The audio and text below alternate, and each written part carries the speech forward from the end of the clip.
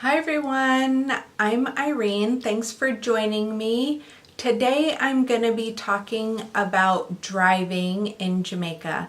So I have been promising this video. Finally I'm doing it. So I hope that this information is helpful for you if you are planning to drive or even just thinking about driving while you're on your vacation in Jamaica. So a couple of things. When we were there earlier this year, we were also with about 3 extra people, and so that required us to reserve a larger car.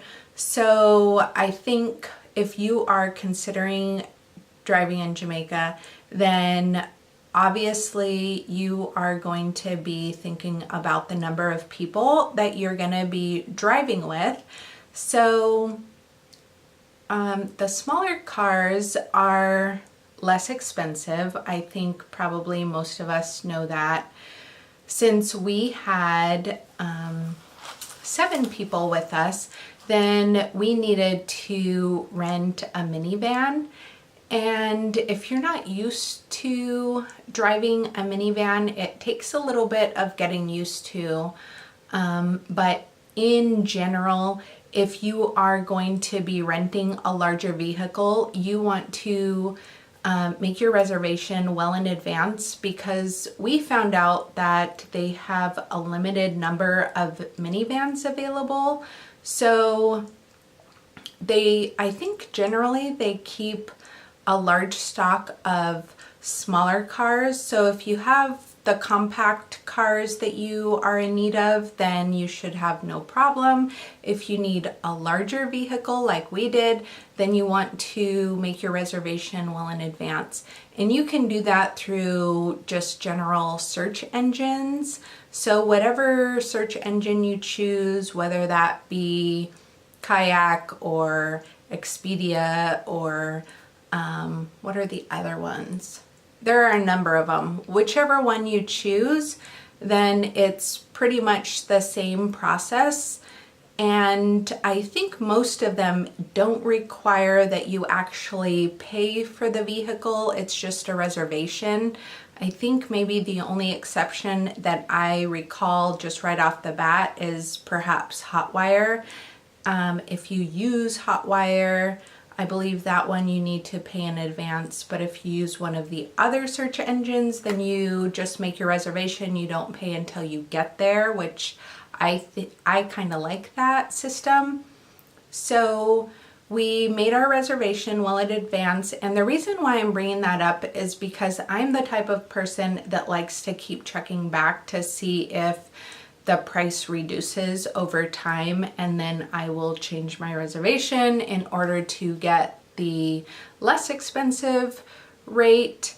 But with the minivan that we needed to rent, those sold out pretty quickly, and so there was no other option of waiting until there was a less expensive rate. And so that's why I wanted to bring your attention to that, because if you need a larger vehicle, you definitely want to make plans for that ahead of time so that you can be assured that you have a vehicle. And so the other thing that I really wanted to make sure of was that we had a way to find the points of interest that we wanted to get to, either through navigation or through our cell phone. And so that's the other thing that I wanted to talk to you about, because what I found out is that a lot of rental cars will offer you a GPS system, and that tends to be about $10 a day, and not all rental car agencies will offer navigation. I think a lot of them do, but not all of them. And so you want to find out if the agency that you are renting through offers that, if that's what you want to have. And so again, that's about $10 a day.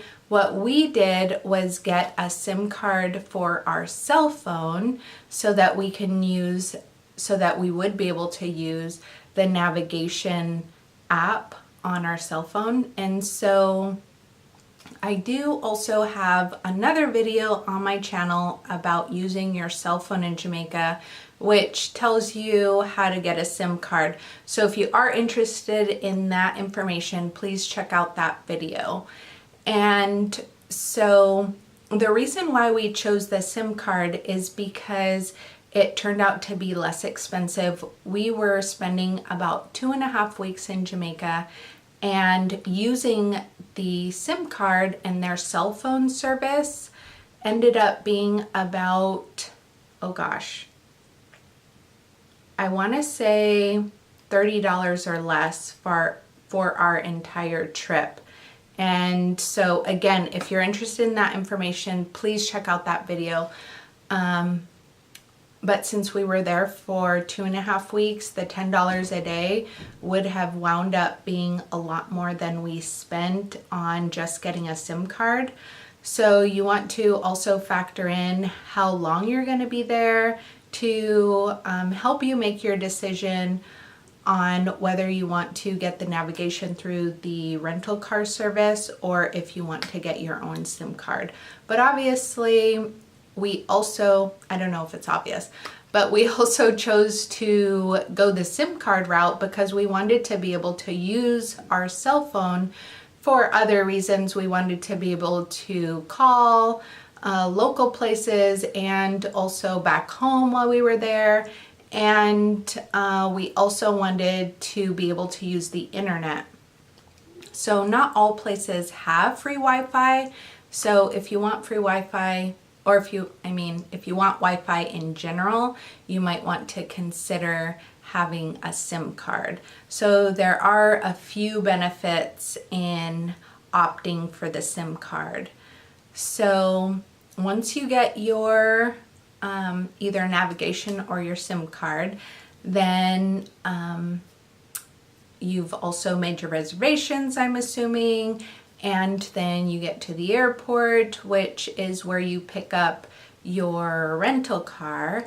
And then after that, then you want to know that when you're driving there, having your own driver's license. We're from the US. Having a US driver's license was good enough, so that was fine. We didn't need to worry about having an international driver's license.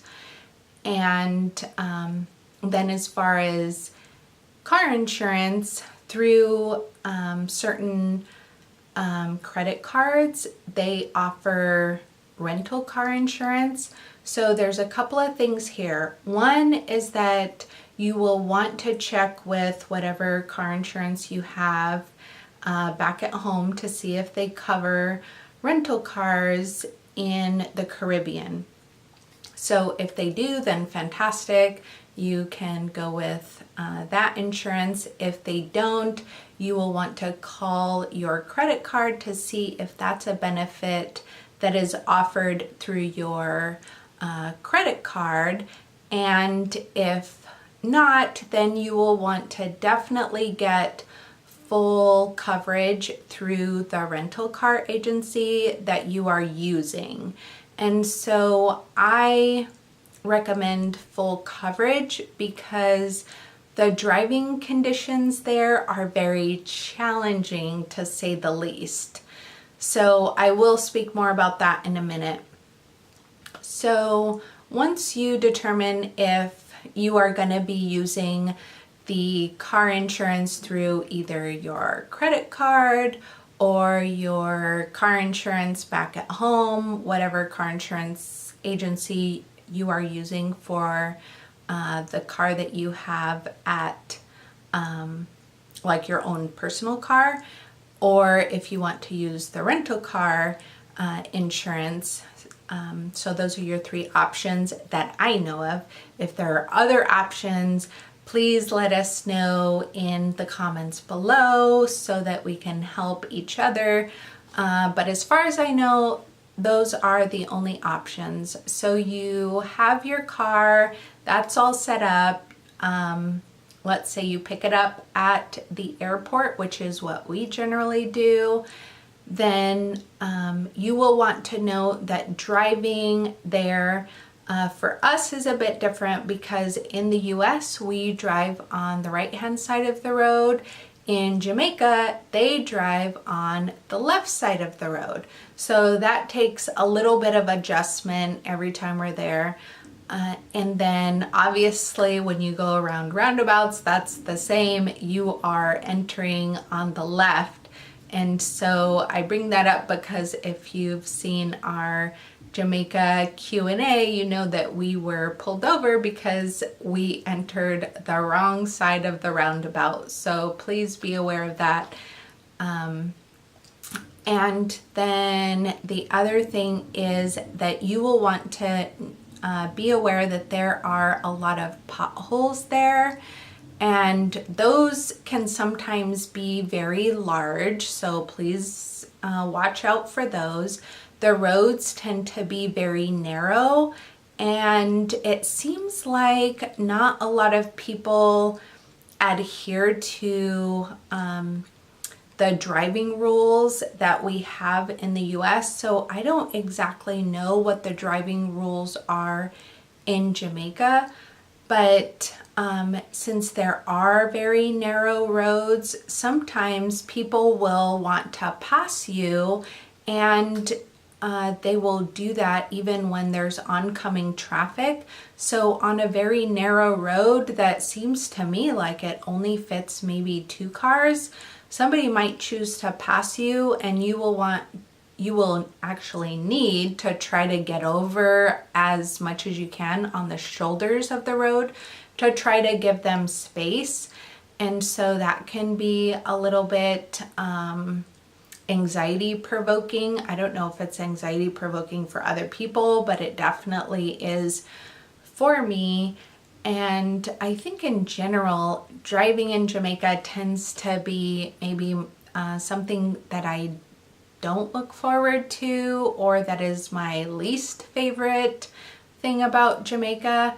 So you definitely want to pack your patience and also be comfortable as an assertive driver. And there are a few different driving conditions that you are going to be going in and out of as a visitor. So, well, I guess even for people that live there, if you are driving around the island, like is similar to us and what we tend to do, then you're going to be having different driving conditions. What we experience is that there are very rural conditions, so there aren't a lot of street signs in the rural areas.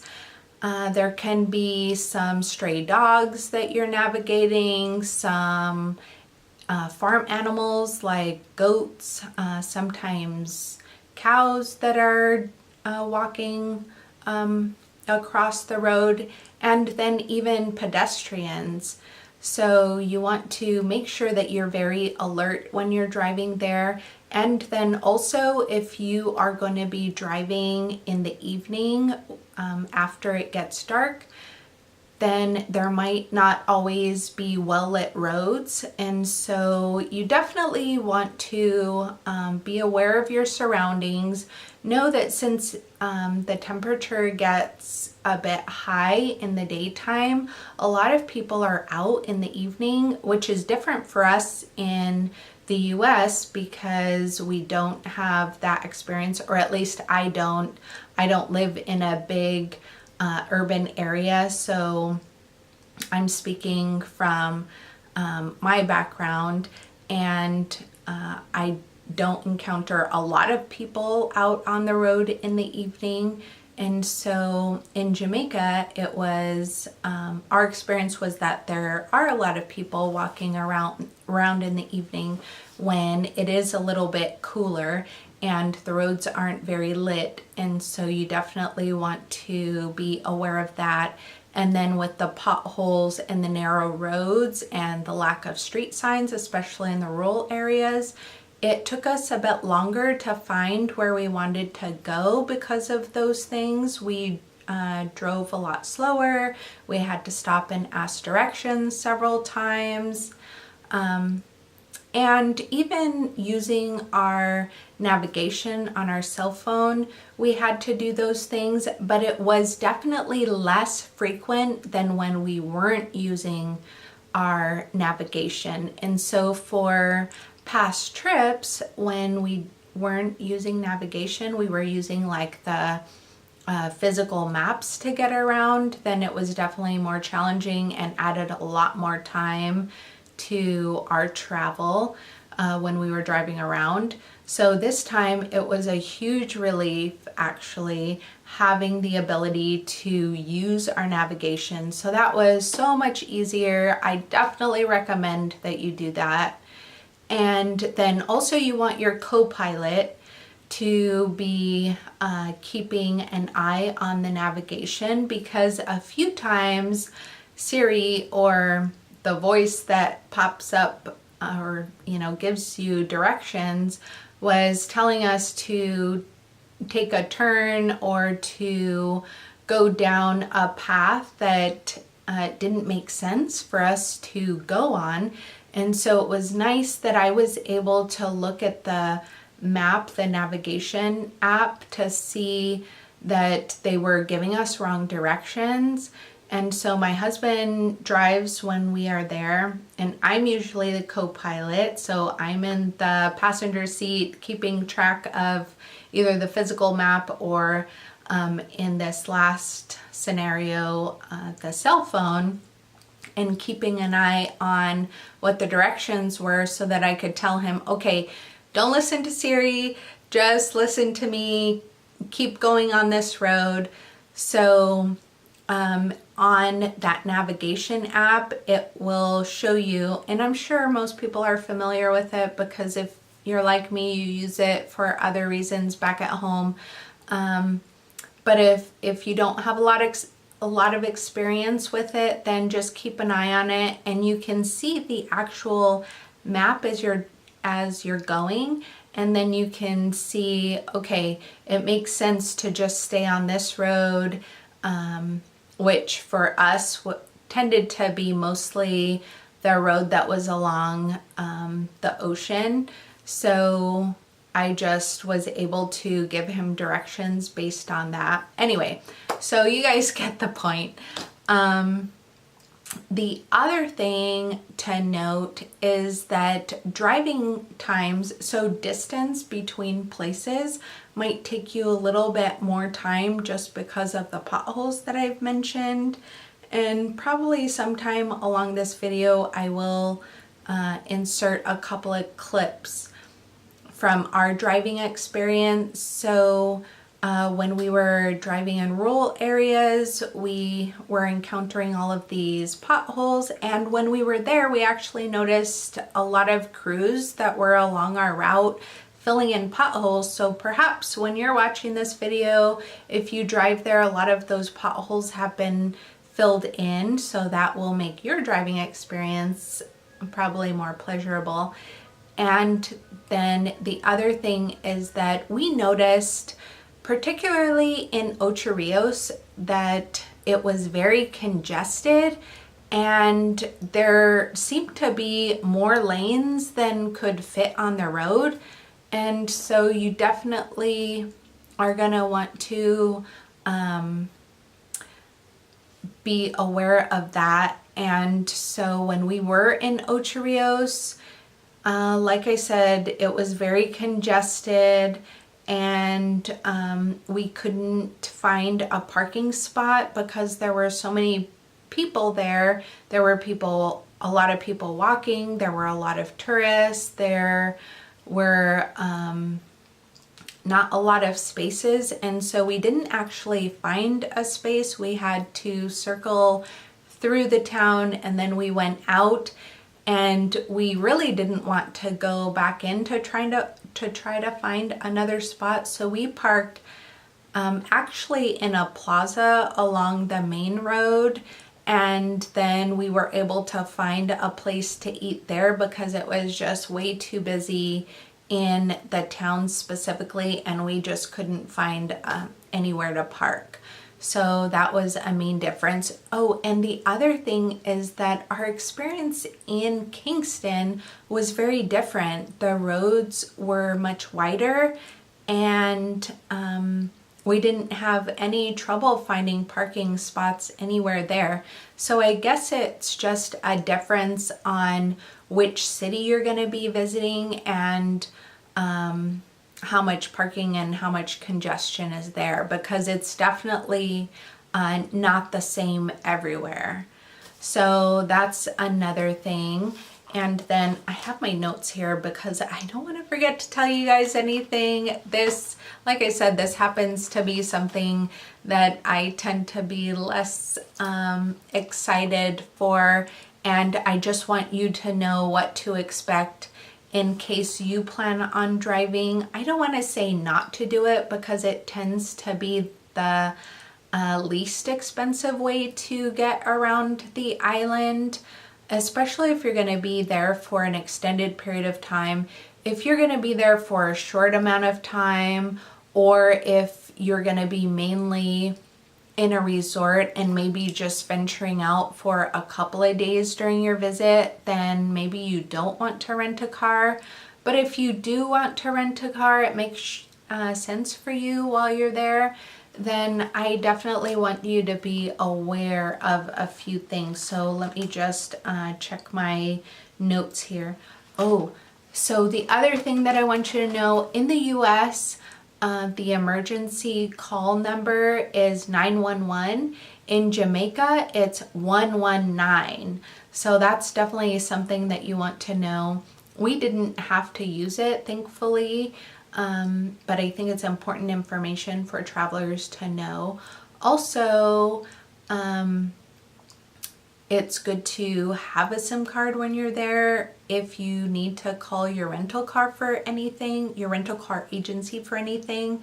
And again, I give a lot more details about getting a SIM card in my using your cell phone in Jamaica videos. So if you want more detailed information, please check out that video. But the reason why I bring that up now is because since there are potholes there, we had some issues with our tires. So the car that we were renting had some tears in the tires, and usually that isn't something that you have to worry about paying the car rental agency back for, or having any fee associated with that. They don't consider damage to tires, and it might be because there's so many potholes there, I'm not sure. But just know that that's not something that you have to worry about. So we did get damage to our tires. I don't know if it was because of the potholes. It might have been actually because of the place that we were staying had some jagged areas on the concrete, and I think that actually maybe ripped the tires. In any case, we had damage to our tires. We had to call the rental car agency so that we could try to get those switched out, which went fine. And they accommodated us and we got those switched out. So that was okay, but it also came in handy that we were able to use our cell phone because of that. So that's an extra plus. Let's see, the other thing. Oh, I know. So here's a good tip. If you are renting a car and you want them to pick up your rental car from wherever you're staying, whether that be a resort or a guest house, if it's close enough to the rental car agency, it's only $10 for them to pick it up. So that is super reasonable, and it takes one thing off your plate that you have to worry about. So I don't know if I'm gonna be talking about that in another video, but just so that you know, if you have a period of time that maybe you aren't going to be using your rental car and you're going to be turning it in before the end of your trip, and you don't want to have to worry about taking it back to the airport where you picked it up, then you can ask that they pick it up for you at wherever you're staying. And if it's close enough, then it's only $10, which is really reasonable and so worth it if that works out with your plans. Let's see. I think that's really the majority. The only other thing that I just wanted to remind you of, which I mentioned, I think in my shopping tips perhaps, is that if you are filling up your rental car at one of the fuel stations around the island, then you will want to ask them if they can convert the cost into whatever currency you are using back home. So for us, again, we are from the US. I asked them if they could convert, what is wrong with me? Sorry. If they could convert the currency into US dollars before they charged it to our credit card. And every time they were able to, one of the attendants needed some help, but they were able to ask one of the coworkers how to do it, and then they figured out how to do it. And so the benefit in this is that then you don't get the extra conversion fee on your credit card. So if they're able to convert it into your currency, then that saves you an extra fee. So that was really helpful. So anyway, I think those are all of the tips that I wanted to share with you about driving. If you have any other questions about driving, please leave those in the comments below. If you have any other tips for drivers, please also leave those in the comments below. And again, this is just a really great way to be able to see the island without having to get a private driver or have to rely on whatever excursion that you're going to be going on to see certain places. This gives you freedom to kind of roam around and be able to see things that are off the beaten path at your own pace, which is what I really like, to do things at my own pace. So anyway, I hope you liked this video. I hope you found it helpful. Please like and subscribe for other videos, and I hope to see you again. Thanks. Bye.